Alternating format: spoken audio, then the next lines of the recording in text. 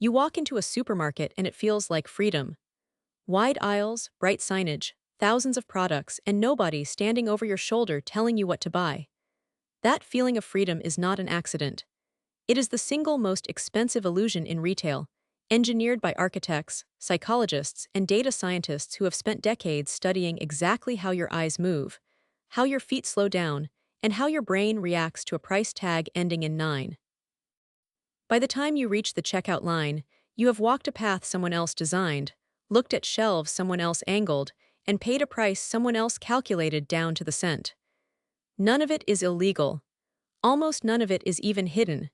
It works precisely because you never notice it happening.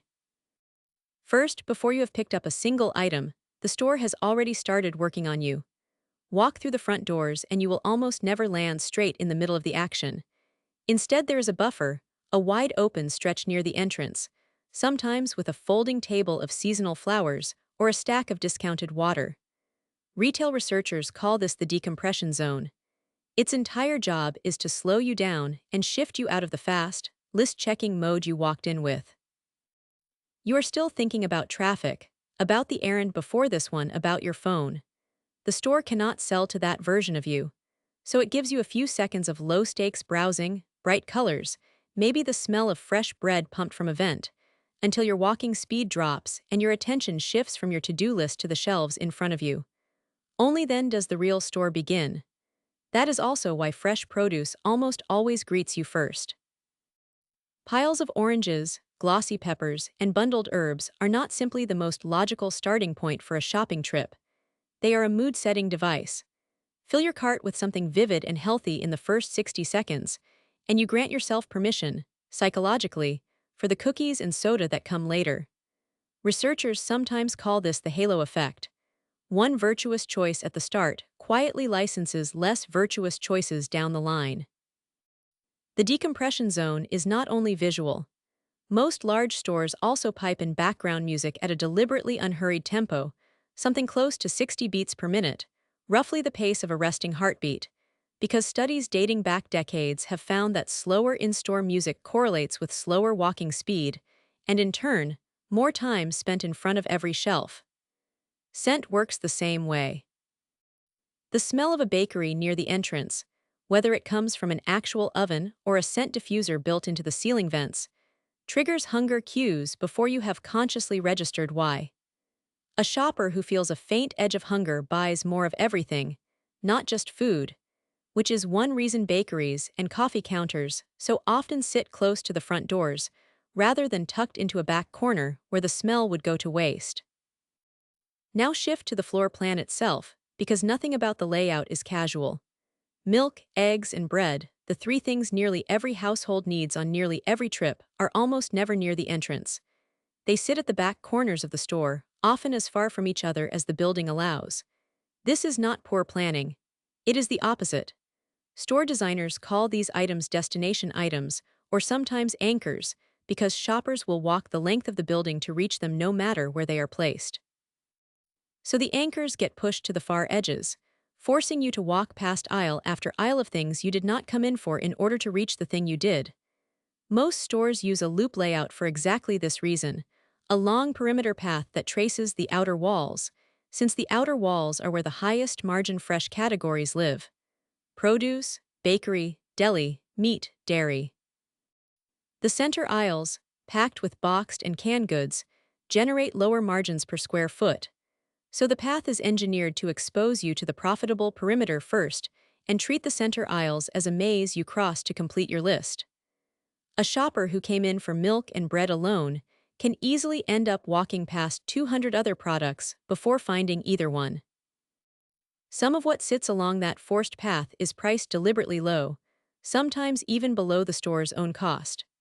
These are called loss leaders, items like a discounted rotisserie chicken or a cheap carton of eggs, advertised heavily to get you through the door in the first place.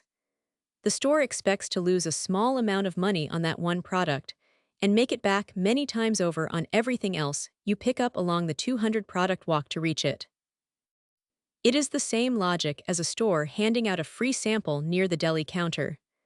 The sample itself costs almost nothing, but the goodwill and the lingering, distracted browsing at buys, are worth far more than the ingredients. Once you are actually standing in front of a shelf, a second layer of design takes over, this one built around your eyes rather than your feet. Retailers and manufacturers have run eye tracking studies for years, watching exactly where shoppers glance first, how long they linger, and which shelf height wins the sale.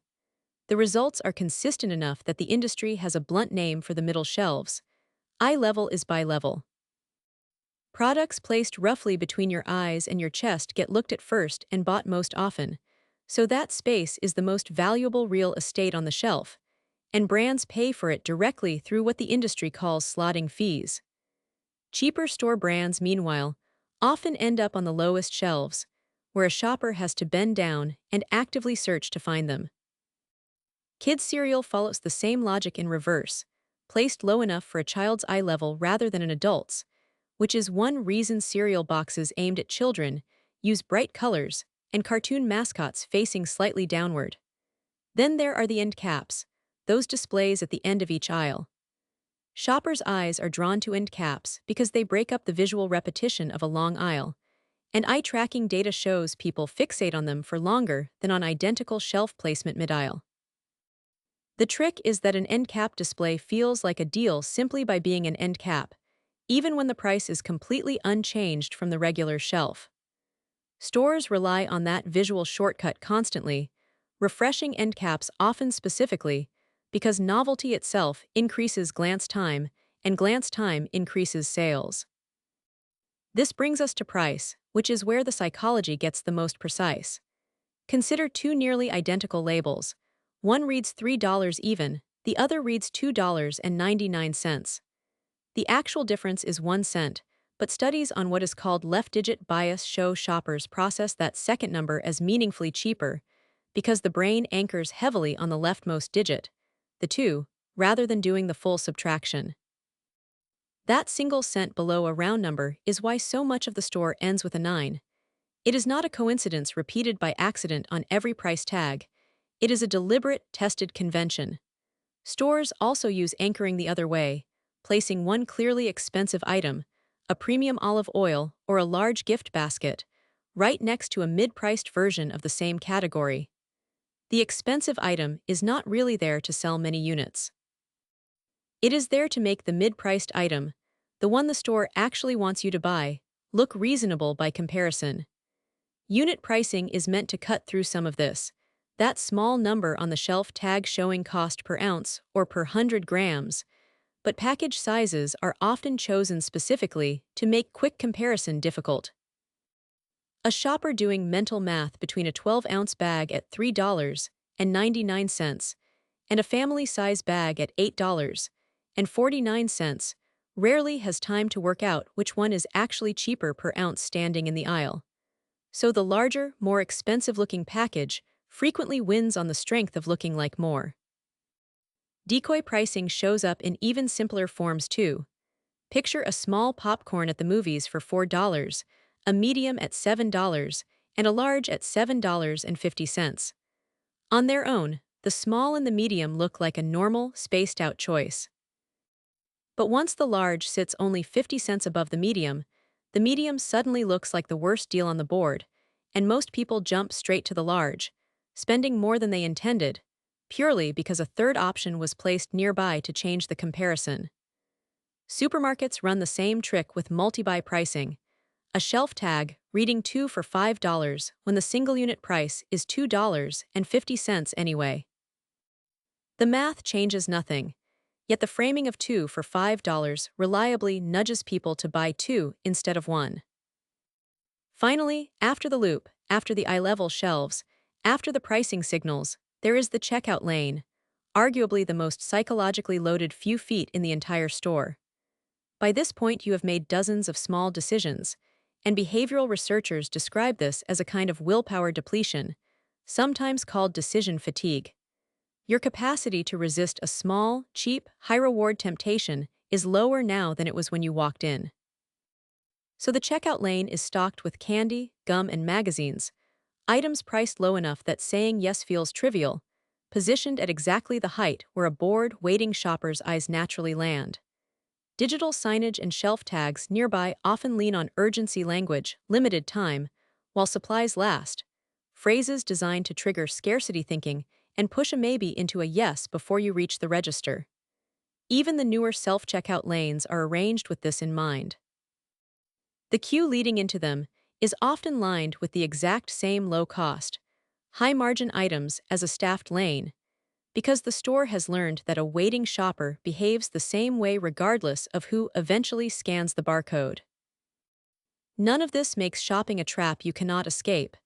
It makes it a designed environment, and designed environments can be read once you know what to look for. A written list made before you walk in gives your earlier, clearer-headed self a vote against the version of you standing tired in front of the candy rack. Shopping the perimeter with intention, treating the center aisles as a means to an end rather than a browsing destination, and pausing on any price that ends in 99 cents to actually do the unit math, are small habits that push back against a system built to bypass exactly that kind of thinking. The store is not hiding any of this from you. It has simply been betting, correctly, that you would never stop to look.